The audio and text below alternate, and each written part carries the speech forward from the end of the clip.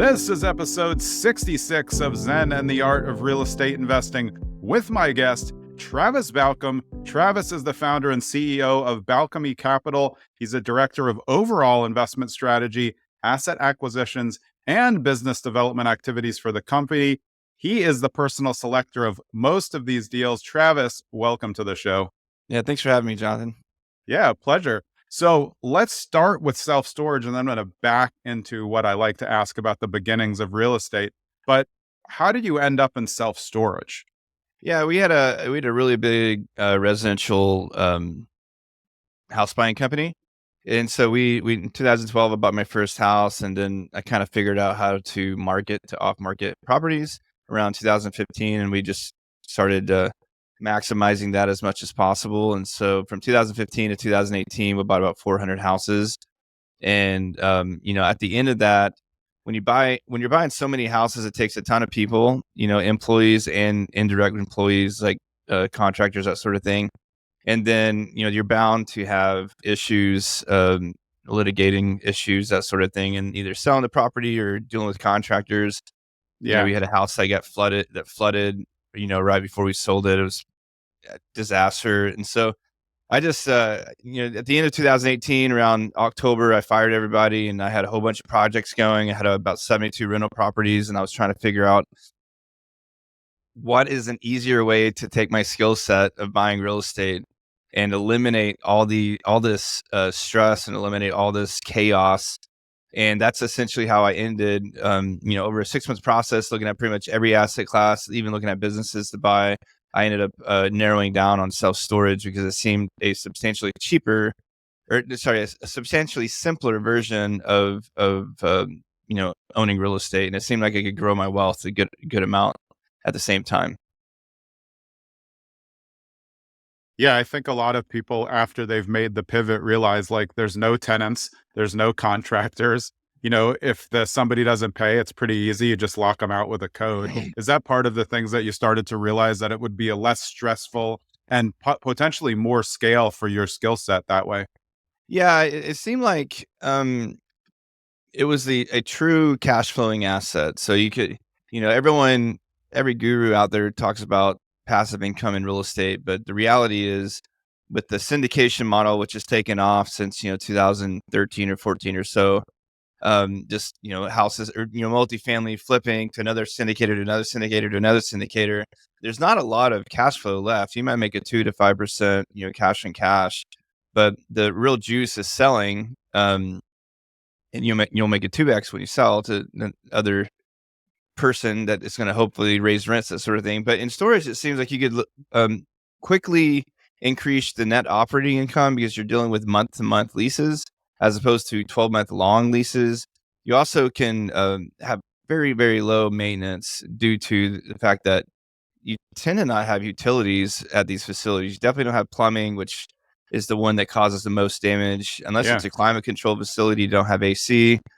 You might have electricity to power the security cameras and the lights and the gate, but that's about it. And so you could really project your expenses a lot easier than with any other asset class that I've owned or I've read about. And so, with the multifamily property, let's say 100 unit, you have 100 AC units that at any given time might go out. So you're going to have to budget for at least one of those suckers that going out every month. That's just going to happen. You're also going to have tenant one in unit 1 and tenant in unit 2. They're going to argue with each other and eventually have a domestic dispute where the cops come, and that's going to, you're going to have like 5 or 6 really good tenants that want to move now because of that. And that was, we owned a few apartment complexes, and for us, that was just a disaster. And so we really like that storage is a non-habitable asset class, and it's rare that more than 3 to 5 tenants actually come to deal with their stuff on a given day. It's mostly, they drop it off, they forget about it, they go get it. I know when I've had storage units myself, like maybe have shown up twice in the 2 years that I had it, probably to get Christmas stuff, get the Christmas tree. And then, my wife's like, where's this one thing? I'm like, I'll go to the storage unit, try to find it. That's pretty much the only time I would go there. So So we love that. It's basically a metal building with with people's crap, and they don't actually ever come. And so Yeah. our facilities, we require ACH or credit card payments, auto pay. So like by the 5th of the month, we've gotten 98, 99% of our rents. And man, that's I can't think of anything that's better than that. A lot of facilities don't really have a building manager because they really are easily managed by themselves. You don't need on site. You can create these kind of like places where you can buy locks, like just in a vending machine now. Is Yep. that what are your facilities staffed with actually like kind of like supers, as I would call them? Or is that just you guys? We have one facility that has a lady that sits in the office 25 hours a week, and then she works from home the other 15 hours. The entire industry is going to remote management. But the only reason she sits there 5 hours a week is because some people in that market, very rural market in oil town in Texas, some people still don't have uh, Yeah. bank accounts or anything. So everything is cash. They'll have an iPhone, but they don't have a bank account. Yeah. And the other two are some of our other facilities, some of our bigger facilities in major markets. There's no one there. As far as getting a lock to the tenants, they pay a $25 admin fee. When they pull up their unit, there's a lock with a welcome package, and that's about it. If they have any questions, they can call our call center. The way we structure our call centers, we have mini managers, is what we call them, and like one manager will take care of 3 Yeah. facilities. And if there's an issue with one of those 3 facilities, she'll call the fractional facilities manager, and that's going really well. Instead of having to pay $50,000 for a manager with a $36,000 to $40,000 facilities manager, we're paying 24 grand a month plus maybe $500 for a fractional facility manager to show up and put overlocks on the property or on units, and mow the property and make sure it's clean. That's it. So going back in terms of like data, how much do you take into account things like population growth, traffic patterns when you're looking? If you're focused in a general area in Texas, how important are those things for people who want to get into it? Yeah, I'd say we look at deals all over the place, primarily business friendly states. Uh, those Specifically, those 2 metrics are very, very high. You need houses to be selling. You need population increasing, or population increasing is really good for storage. Population decreasing is really bad for storage, like very bad.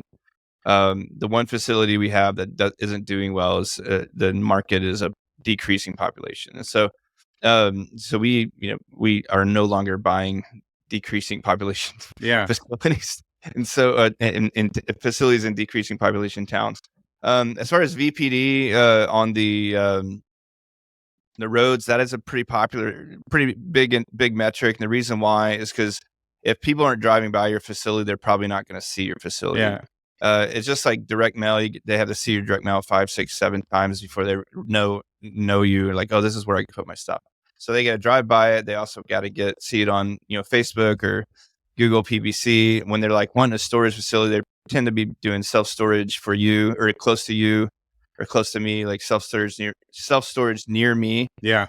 And fumbled that one a little bit. And if they see a brand that they've noticed, even if it's psychological or subconsciously, then they'll go after that brand. And so those are popular metrics. We also look at a 4-mile radius of what other facilities are doing, what they're Yeah. charging.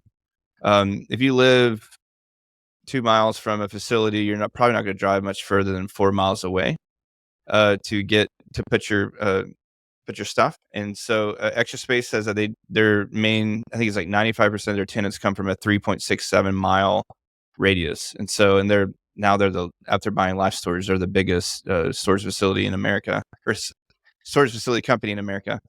And so we look at that. We want that number to be somewhere under 8.